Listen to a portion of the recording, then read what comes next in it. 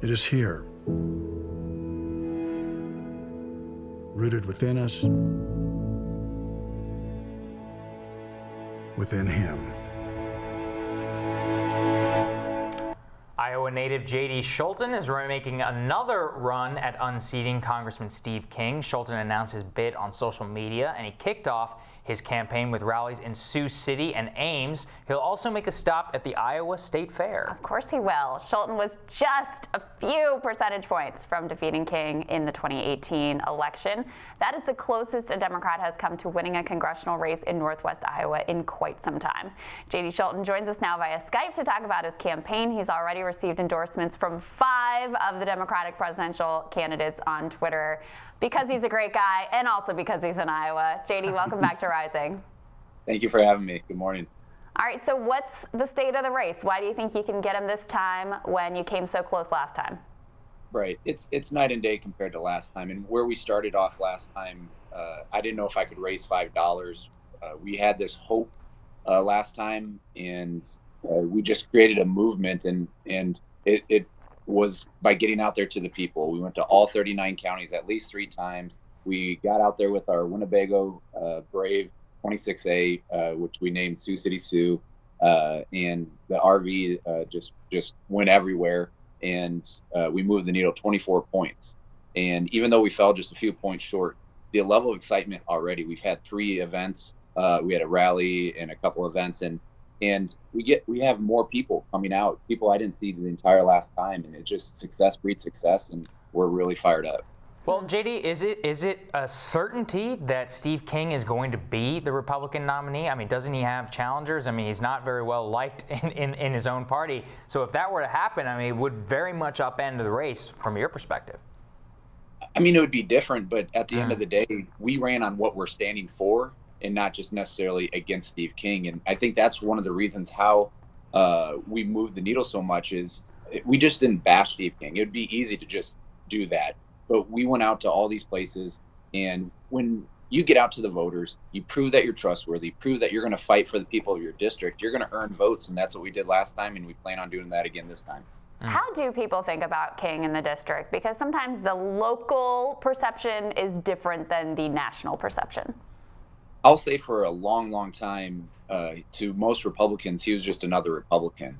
I thought with our race, there was a spotlight shined on his controversy, his racism, the hatred, the rhetoric that he uses. And we know that those types of words, they have consequences. And I think people are starting to wake up for that. And you see the vulnerability with him having 3 primary opponents, and I won't have one. Well, JD, there is some underlying support here for what King stood for, which is King is against mass immigration. Are you against mass immigration? Because that seems to be what your district stands for. It doesn't, though. That's the thing. If you go, I was just in Jefferson yesterday and talking to the Hy-Vee, the grocery store, one of the managers there, and they're struggling to get enough workforce.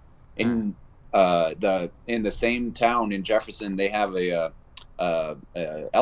grain elevator. And in fall of 2017, they needed 39 employees to help with the harvest, and they couldn't get one American citizen to apply for that job. And that's they could raise their wages, right? They don't have to pay what they're paying. They could raise their wages. That's the whole argument. Yeah, but that's what we need. But it's not happening, and we just have a lack of workforce. We have 2 meatpacking plants that just became new, one in Eagle Grove, the other in my hometown of Sioux City, and they don't have a workforce, and they said they're going to need to bring in an immigrant workforce. And so we just need common sense immigration reform. We got to have a secure border, but at the end of the day, I remember in our town hall in Storm Lake, a woman came up to me and said, "You're the first person that I'm going to vote for because I just became an American citizen." And it took her 17 years and $17,000. And so the system's just broke. Yeah, I mean, having been to your district last cycle, my organization endorsed you, so I got to come out with you and see you campaign.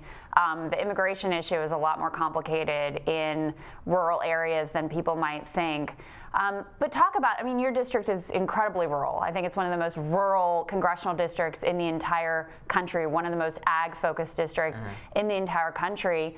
What is the state of play for farmers right now? What's going on for them? What are they focused on? Yeah, last cycle, I think there was a lot of press around the tariffs, and honestly, they didn't really play politically. This time, I think it's different.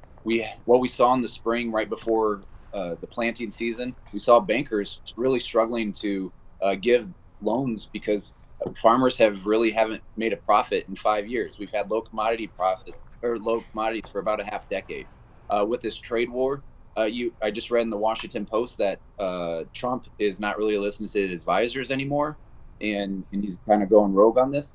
Well, Iowa farmers don't want a billionaire from New York to dictate what's going to be happening with trade. Driving all these back roads, we're seeing all these soybean fields. We don't know where those markets are going to be. And last year's crop is still in storage because there's no markets. And so it's starting to get scary out there. And I'm pushing all these 2020 candidates saying, if you have the right message, we can win in rural areas where we haven't won for a while. And that's what I'm really passionate about. JD, what is your view on the trade issue? I mean, would you support TPP? Because for a lot of these farmers, they are basically beholden to Beijing to sell their product. And the question is that acceptable for the United States of America? Right. Well, right now, we're borrowing money from China to give to our farmers to not sell their products to China. And that just makes no sense. And so we look at these trade agreements, and who are they benefiting? Are they benefiting the multinational corporations, or are they benefiting the farmer? Because right now, a company, let's say Cargill, they're going to sell their soybeans to China one way or the other. And I want it to be from Iowa farmers. However, they're probably going to go down to Brazil and use Brazilian or South American farmers to get those soybeans over there. Or they're going to buy our cheap soybeans, bring it down to Brazil, and then sell it from there. And so where does the Iowa farmer fit in this? And then ultimately, I think in the economy as a whole, our number one problem is we haven't figured out globalization as it affects the working class. And until we do so, we're going to have income inequalities. We're going to have corporations in the 1% continually to just succeed while the rest of us fall behind. JD, another issue for a lot of farmers across the Midwest was these massive flooding that really made it tough to get the crops in the ground. Is the topic of climate change, is that something that people are starting to discuss? Oh, it's night and day with that issue from where we started 2 years ago to now, especially with all the 2020 candidates talking about it and going around. I mean, it's one of those things where I think for years, if you want to talk to a farmer, the two things that I think they're experts on are tax laws and the weather. And they know something's different. In our planting season, in our harvest season, it's a lot wetter, and in the summer, it's a lot drier. And so we need, and in all the reports show that agriculture is going to be the biggest thing hit when it comes to climate change. And so I think we need to find I think folks are opening up to it. Folks who have, and heck, even Steve King hasn't called it a myth anymore. And so, I mean, I thought the sky was going to fall down. Final question for you then. I mean, you're a candidate yourself, but we need to get your thoughts on the state of the race for rural Iowa. Who are the 2020 candidates which are resonating in your district right now? Yeah, I mean, it's still early to say. I think not everybody has launched their rural program or their agriculture policy. I think there is a huge potential for what I like to call the Dollar General coalition. When I was speaking at an anti-poverty panel at a conference recently, I was on there with several people from inner cities, and there was a couple who I heard those struggles, and I was just thinking, those are the same struggles I'm seeing in my district, and it's all around these communities that feel left behind, that feel that it's hard to get even a grocery store there. And I know just east of Sioux City, the next 3 towns, 2 of them have lost their grocery store in the last 5 years, and both of them have gained Dollar Generals. So if you want a simple BLT, you're going to have to grow your own tomato because Dollar General doesn't produce or doesn't have fresh produce. Yeah. So, I mean, those are the realities. And I think if there's a presidential campaign that can bridge that gap of urban and rural and common pain, I think that's the type of message that could really resonate in Iowa and especially in the Midwest, where I think those are going to be the big battleground states. JD Scholten, thank you so much. Great to see you, sir. Thanks, JD. Always a pleasure. Thank you. We'll have more Rising after this.